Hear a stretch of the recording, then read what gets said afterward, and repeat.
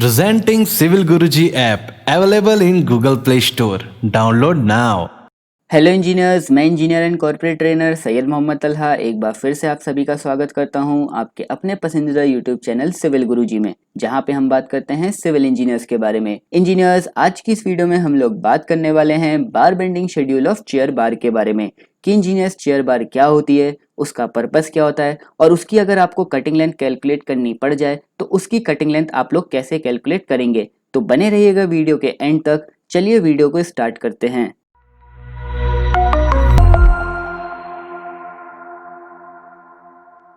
सो engineer सबसे पहले समझते हैं कि चेयर बार होती क्या है। चेयर रीइंफोर्समेंट और simply chair bars are small structural element used to properly place reinforcement bars in position and maintain the proper space between the top and bottom reinforcement. Chair bars are mainly used in slab and footings. It is one of the most important parts of the raft foundations. Chair reinforcement कहें engineers या simply chair bars कहें, ये एक हमारे small structural element होते हैं और इसको यूज करने की जरूरत इसलिए पड़ती है इंजीनियर्स कि जो दो हमारी रीइंफोर्समेंट बार्स हैं, जो हमारी फुटिंग में डबल मैश फुटिंग होती है इंजीनियर्स, उसकी जो स्पेसिंग है जो हमें मेंटेन करके चलनी है बॉटम वाली रीइंफोर्समेंट बार्स की और टॉप वाली रीइंफोर्समेंट बार्स के बीच की, वो स्पेसिंग हमारी इस चेयर बार की मदद से मेंटेन होती है। इसीलिए इंजीनियर्स उस स्पेसिंग को मेंटेन करने के लिए हमें चेयर बार्स को यूज करने की जरूरत पड़ती है। जैसे कि इंजीनियर्स आप लोग यहाँ पर देख रहे हैं कि ये हमारी बॉटम रीइंफोर्समेंट बार्स हैं। ऐसे इंजीनियर्स डबल मैश फुटिंग में टॉप में भी रीइंफोर्समेंट बार्स आती हैं, या ये कहें टू वे स्लैब में भी इंजीनियर्स हम लोग चेयर बार्स को यूज करते हैं। इंजीनियर्स वो स्पेसिंग हमारी मेंटेन रहे, इसीलिए इंजीनियर्स हमें चेयर बार यूज करनी चाहिए। आगे बढ़ते हैं इंजीनियर्स और अब इसका पर्पस समझते हैं कि क्यों हमें चेयर बार प्रोवाइड करने की जरूरत पड़ेगी। इंजीनियर्स जो सबसे पहला पर्पस है हमारी चेयर बार का वो क्या है? To maintain the required gap between the upper and lower reinforcement cage in footing, slabs, raft foundations etcetera. सबसे मोस्ट इंपॉर्टेंट पर्पस क्या है हमारी चेयर बार का इंजीनियर? कि ये हमारा गैप बनाती है अपर एंड लोअर रीइंफोर्समेंट केज के बीच में, चाहे वो फुटिंग का हो, स्लैब का हो या फिर वो राफ्ट फाउंडेशन का क्यों ना हो। जैसे कि इंजीनियर्स आप लोग यहाँ पर देख रहे हैं कि हमारी बॉटम में रीइंफोर्समेंट बार्स लगी हैं फाउंडेशन की और ऐसे ही टॉप में भी रीइंफोर्समेंट बार्स टाई हुई हैं हमारी फाउंडेशन की। इन दोनों रीइंफोर्समेंट बार्स के बीच में हमें गैप मेंटेन करके चलना होता है engineers according to structural drawing. उस गैप को मेंटेन किसकी मदद से करते हैं इंजीनियर्स? इस चेयर बार की मदद से। जैसे कि इंजीनियर्स आप लोग यहाँ पर देख रहे हैं कि हमने हर एक पर्टिकुलर डिस्टेंस पे चेयर बार प्रोवाइड करी है, जिसकी मदद से ये जो हमारी गैप है अपर एंड लोअर रीइंफोर्समेंट केज के बीच में, ये मेंटेन हुआ है। नेक्स्ट पर्पस जो होता है हमारी चेयर बार का वो क्या होता है engineers? To maintain the clear cover for the reinforcement at the time of concrete vibration. जब भी इंजीनियर्स हम लोग अपने आरसीसी स्ट्रक्चर में, चाहे वो फुटिंग हो, चाहे वो स्लैब हो या वो फिर राफ्ट फाउंडेशन ही क्यों ना हो, जब उसके ऊपर हम कंक्रीटिंग कर रहे होते हैं तो इंजीनियर्स कंक्रीट का लोड बहुत ज्यादा होता है। इंजीनियर्स जब कंक्रीट का लोड हमारे आरसीसी मेंबर्स के ऊपर पड़ेगा तो वो कोलैप्स होने की कोशिश करेंगे। वो कोलैप्स ना हो इंजीनियर्स, तो इसीलिए उसको एक्स्ट्रा सपोर्ट प्रोवाइड करती है हमारी ये चेयर बार। इसीलिए engineers eight the time of concrete vibration हमें अपनी चेयर बार की वहां पे जरूरत पड़ेगी। आगे बढ़ते इंजीनियर्स और नेक्स्ट पॉइंट क्या है हमारा? Protecting the top and bottom cage from displacement and sagging at the time of concreting work due to the movement of trolleys, walking of the workers, dead load of the fresh concrete etc. जो engineers हमारी यहाँ पे दो top and bottom वाली cage है, ये हमारी अपनी जगह से डिस्प्लेस ना हो जाए और इसमें सैगिंग प्रॉपर्टी ना आ जाए जब हम उसके ऊपर कंक्रीटिंग वर्क कर रहे हो, या फिर हमारी ट्रॉलीज मूव कर रही हो कंक्रीट को प्लेस करने के लिए, क्योंकि पूरे में इंजीनियर्स हम लोग कंक्रीट एक साथ नहीं डाल सकते। हमें वहाँ पे उस केजिंग के ऊपर मूव करना है और अलग अलग जगह पे इंजीनियर्स हमें कंक्रीटिंग प्लेस करनी है। इसीलिए इंजीनियर्स ट्रॉलीज मूव होंगी जिसमें हमारा कंक्रीट फिल होगा। उस ट्रॉली के लोड की वजह से जो हमारा केज है वो अपनी पोजीशन से डिस्प्लेस ना हो जाए और उसमें सैगिंग ना आ जाए। इसीलिए इंजीनियर्स वहां पे हम लोग चेयर बार प्रोवाइड करते हैं। और इंजीनियर्स क्या होता है इंजीनियर्स की जब हमारे वर्कर्स हमारी रीइंफोर्समेंट बार्स के ऊपर चलते हैं तो उनके लोड की वजह से भी उसमें सैगिंग प्रॉपर्टी ना आ जाए, तो इसीलिए इंजीनियर्स हमें चेयर बार प्रोवाइड करनी चाहिए। और जो हमारा फ्रेश कंक्रीट का डेड लोड होता है उसकी वजह से भी हमारी रीइंफोर्समेंट बार में सैगिंग प्रॉपर्टी आ जाती है, जिससे जो दो रीइंफोर्समेंट बार्स के बीच की स्पेसिंग है वो कम हो जाती है। इसीलिए इंजीनियर्स वो स्पेसिंग कम ना हो, तो इसीलिए इंजीनियर्स हमें चेयर बार प्रोवाइड करनी चाहिए। नेक्स्ट पॉइंट की बात करें इंजीनियर्स तो वो क्या है? Providing extra support for the reinforcement bars. जो हमारी रीइंफोर्समेंट बार्स होती हैं इंजीनियर्स, तो वो हमारी जो चेयर बार होती हैं उन रीइंफोर्समेंट बार्स को एक्स्ट्रा सपोर्ट प्रोवाइड करती हैं। अब आगे बढ़ते हैं इंजीनियर्स और थोड़ा सा और डिटेल पर समझते हैं कि क्या क्या कंपोनेंट्स होते हैं हमारी चेयर बार के लिए। जैसे कि इंजीनियर्स आप लोग यहाँ पर देख रहे हैं कि ये एक तरीके की हमारी चेयर बार है। जैसे कि आप लोग यहाँ पर देख रहे हैं तो इसके डिफरेंट डिफरेंट कंपोनेंट्स हैं और उनके डिफरेंट डिफरेंट नाम्स हैं। तो चलिए देखते हैं वन बाय वन करके कि क्या क्या नाम है हमारी चेयर बार के कंपोनेंट्स के। सो इंजीनियर्स जैसे कि आप लोग यहाँ पर देख रहे हैं कि ये कंपोनेंट का नाम क्या है हमारा, इसको हम लोग कहते हैं इंजीनियर्स लेग। तो हमारी एक चेयर बार में दो लेग होते हैं, एक लेग हमारा ये हो गया इंजीनियर्स और दूसरा लेग हमारा ये हो गया। उसके बाद इंजीनियर्स जो नेक्स्ट कंपोनेंट है इंजीनियर्स वो हमारा ये है, इसका नाम होता है इंजीनियर्स हमारा हाइट। तो हमारी एक चेयर बार में दो हाइट होती है इंजीनियर्स, एक हाइट ये हो गई और दूसरी हाइट ये हो गई। उसके बाद इंजीनियर्स जो नेक्स्ट कंपोनेंट है और जो लास्ट कंपोनेंट है उसका नाम क्या है, हेड। हमारी एक चेयर बार में ये एक हेड होता है इंजीनियर्स। तो ये हमारे चेयर बार के कंपोनेंट्स होते हैं। आई होप आपको कंपोनेंट समझ में आ चुके होंगे कि कौन कौन से कंपोनेंट्स होते हैं हमारी चेयर बार के और उनका नाम क्या होता है, लेग, हाइट एंड हेड। अब इंजीनियर्स बात करते हैं कि अगर हमें इस चेयर बार की कटिंग लेंथ कैलकुलेट करनी है तो हम उसको कैसे कैलकुलेट करेंगे। उसके लिए इंजीनियर्स मैंने आपके लिए यहाँ पे एक डबल मैश फुटिंग का डायग्राम बनाया हुआ है आपको कटिंग लेंथ समझाने के लिए। इंजीनियर्स डबल मैश फुटिंग मैं आपको सिंपली वे में बताता हूँ कि क्या होती है कि हमारी बॉटम में भी रीइंफोर्समेंट बार आती हैं और टॉप में भी रीइंफोर्समेंट बार आती हैं। जब भी जो हमारी फुटिंग की थिकनेस है वो ज्यादा हो जाती है तब इंजीनियर्स हमें बॉटम में भी रीइंफोर्समेंट बार्स प्रोवाइड करने की जरूरत पड़ती है और टॉप में भी रीइंफोर्समेंट बार्स प्रोवाइड करने की जरूरत पड़ती है। इन रीइंफोर्समेंट बार्स को अपनी पोजीशन पे रखने के लिए इंजीनियर्स हमें इस चेयर बार का यूज करना पड़ता है। तो इसीलिए इंजीनियर्स हमें इसकी कटिंग लेंथ कैलकुलेट करनी है कि हमें कितनी लेंथ में इसको कटवाना है और कैसे हमें इसको बेंड करना है। इंजीनियर्स इसके जो तीन कंपोनेंट होते हैं उसी की हमें कटिंग लेंथ फाइंड आउट करनी है और उसके बाद उनको ऐड कर देना है और वही हमारी फाइनली कटिंग लेंथ होगी उस चेयर बार की। इंजीनियर सबसे पहले हम लोग बात करते हैं कि हमें हेड वाली लेंथ को कैसे कैलकुलेट करना है।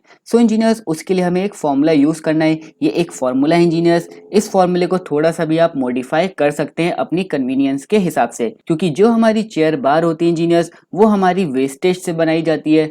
इसीलिए इंजीनियर्स इसकी लेंथ में थोड़ा सा प्लस माइनस चल सकता है। इंजीनियर्स हेड के लिए जैसे कि आप लोग देख रहे हैं फॉर्मूला क्या है, 2 into spacing of top bar plus 2 into 50। Simply क्या करना है इंजीनियर्स, 2 से मल्टीप्लाई करना है जो भी हमारी स्पेसिंग होगी टॉप बार की और प्लस कर देना है उसमें 2 इंटू 50 mm।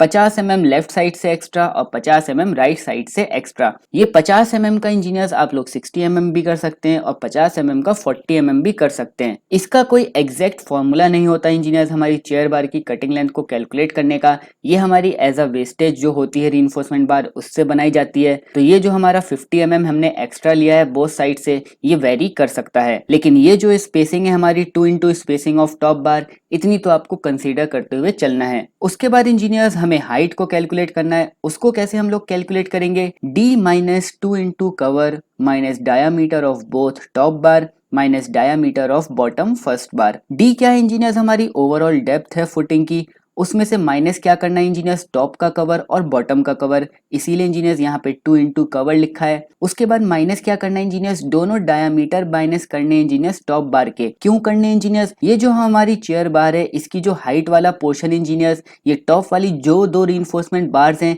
इसके जस्ट नीचे है। इसीलिए इंजीनियर्स ये वाला डायामीटर भी हमें डेप्थ में से माइनस करना है, दोनों टॉप बार वाला। उसके बाद इंजीनियर्स लास्ट क्या है हमारा, डायामीटर ऑफ बॉटम फर्स्ट बार। जो हमारा हाइट या ये कहें लेग जो प्लेस होता है इंजीनियर्स वो हमारी बॉटम वाली रीइंफोर्समेंट बार के ऊपर प्लेस होता है। जो हमारी बॉटम में रीइंफोर्समेंट बार पहली वाली प्लेस होगी उसके जस्ट ऊपर ही हमारा क्या आएगा, लेग वाला पोर्शन। इसीलिए इंजीनियर्स एक डायामीटर हमें बॉटम से भी माइनस करना पड़ेगा जो हमारी सबसे पहले प्लेस होगी हमारी फुटिंग में। उसके बाद इंजीनियर्स लेग की बात करें तो उसको हम कैसे कैलकुलेट करेंगे, 2 into spacing of bottom bar plus 2 into 25। Simply क्या है इंजीनियर, सबसे पहले क्या करना है, 2 इंटू स्पेसिंग ऑफ बॉटम बार। जो हमारी स्पेसिंग होगी इंजीनियर्स बॉटम वाली बार की उसको हमें 2 से मल्टीप्लाई कर देना है और प्लस करना है 2 इंटू 25 से। 25 mm एक्स्ट्रा हमें ऐड करना है इंजीनियर्स दोनों साइड से, लेफ्ट से भी और राइट से भी, इसलिए इंजीनियर्स 2 इंटू 25 mm किया है। ये 25 mm आपका 30 mm 35 mm तक भी जा सकता है। उससे इंजीनियर्स कोई फर्क नहीं पड़ेगा, लेकिन ये जो लिखा हुआ है engineers 2 into spacing of bottom बार ये तो आपको लेके चलना ही है।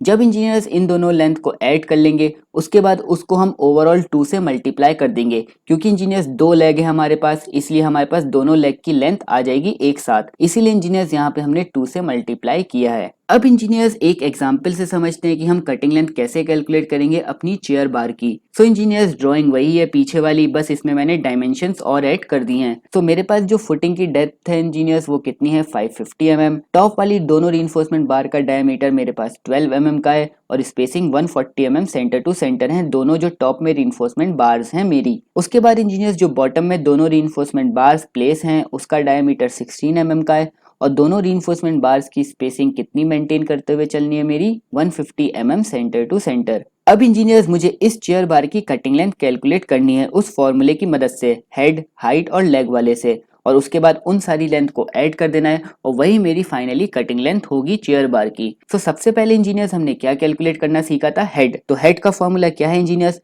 2 into spacing of top bar plus 2 into 50। सो यहाँ पे हमने वही फॉर्मूला लगाया इंजीनियर्स हेड की लेंथ को कैलकुलेट करने के लिए, 2 इंटू स्पेसिंग ऑफ टॉप बार। कितनी है स्पेसिंग टॉप बार की इंजीनियर्स 140 mm। तो 2 into 140 plus 2 into 50 mm। 50 mm both side से एक्स्ट्रा लेना है इंजीनियर्स। ये 50 का मैं आपको पहले ही समझा चुका हूँ कि 40 भी हो सकता है और 60 भी हो सकता है, लेकिन 2 इंटू स्पेसिंग ऑफ टॉप बार तो आपको वही कंसिडर करना है। वहां से जो आपको हेड की लेंथ मिली इंजीनियर्स वो मिली आपको 380 mm। इसके बाद इंजीनियर्स हमने क्या सीखा था, हाइट को कैलकुलेट करना। हाइट को कैसे कैलकुलेट करेंगे इंजीनियर्स, डी माइनस, डी क्या है इंजीनियर्स मेरे पास ओवरऑल डेप्थ जो मेरी फुटिंग की है 550, उसमें से माइनस क्या करना था सबसे पहले 2 इंटू कवर, टॉप का कवर और बॉटम का कवर, इसलिए 2 इंटू 50। फुटिंग के लिए कवर कितना मिनिमम है इंजीनियर्स हमारा, क्लियर कवर 50 mm, इसीलिए 2 इंटू 50।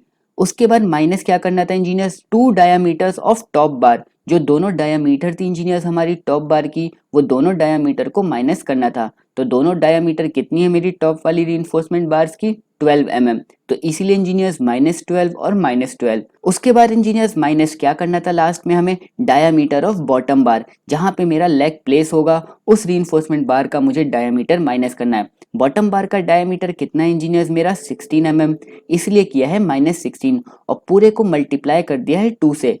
2 से क्यों मल्टीप्लाई किया इंजीनियर्स, लेफ्ट में भी हाइट है और राइट में भी हाइट है, इसलिए 2 हाइट है, इसलिए मुझे टोटल लेंथ चाहिए। सो इसीलिए इंजीनियर्स यहाँ पे 2 से मल्टीप्लाई किया है। जब हमने इसको सम अप किया तो मेरे पास हाइट आ गई 820 mm। इसके बाद इंजीनियर्स हम लोग लास्ट में क्या कैलकुलेट करेंगे, लेग को। लेग को कैलकुलेट करने के लिए फॉर्मूला क्या था engineers, 2 into spacing of bottom bar, 2 into spacing of bottom bar. Bottom बार की स्पेसिंग कितनी इंजीनियर्स मेरी 150 mm, तो इसलिए 2 इंटू 150 मल्टीप्लाई बाई 2 से क्यों मल्टीप्लाई किया इंजीनियर्स, लेफ्ट में भी लेग है और राइट में भी लेग है, इसीलिए 2 से मल्टीप्लाई किया है और प्लस कर दिया है 2 इंटू 25। 2 इंटू 25 क्यों, 25 mm इधर से एक्स्ट्रा लेना है थोड़ा सा लेफ्ट से भी और 25 mm राइट से भी मुझे थोड़ा सा एक्स्ट्रा कंसीडर करते हुए चलना है, इसीलिए इंजीनियर्स 25 mm मल्टीप्लाई बाई 2 मैंने यहाँ पे लिखा है। इस 25 mm का 30 mm, 35 mm और 20 mm भी कंसीडर आप लोग कर सकते हैं। तो जब इंजीनियर्स इसको मैंने सम अप किया तो मेरे पास लेग की लेंथ कितनी आ गई 650 mm। अब इंजीनियर सिंपली मुझे इन ओवरऑल लेंथ को ऐड कर देना है और मेरे पास क्या आ जाएगी, कटिंग लेंथ आ जाएगी चेयर बार की और माइनस कर देना है जितने भी मेरे बेंड हुए हैं इस चेयर में। तो इंजीनियर्स कटिंग लेंथ के लिए क्या करना है मुझे,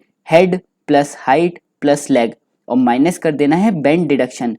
कितने बैंड है इंजीनियर्स, जैसे कि आप लोग देख रहे हैं यहाँ पे, चलिए कैलकुलेट करते हैं। एक बैंड यहाँ पे है मेरा 90 डिग्री पे लेग और हाइट वाले पोर्शन पे।